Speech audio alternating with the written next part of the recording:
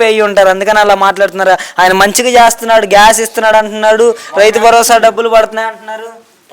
ఏం గ్యాస్ ఎవడికి ఇస్తాడు? పడ్డోడికి వస్తాని పండోడికి అలాంటి ఏడుతున్నారు.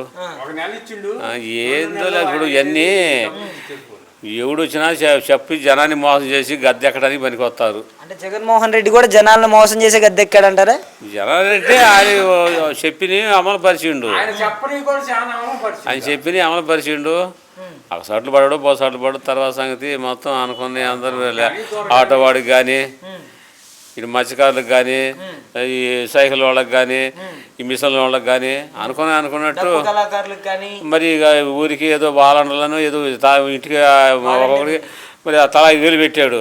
5,000 కాడికి వాళ్ళకి ఇచ్చిండు జీతాలు అని, సచివాలయాన్ని పెట్టిండు, చేసిండు. ఈయన ఏంటంటే ఇక దేశాన్ని అప్పుల పాలు చేసిండు, నాకు పడకని చెప్పి తీసి పక్కన ఇచ్చిండు చంద్రబాబు. చెప్పండి బాబాయ్ గారు, ఇన్ని పథకాలు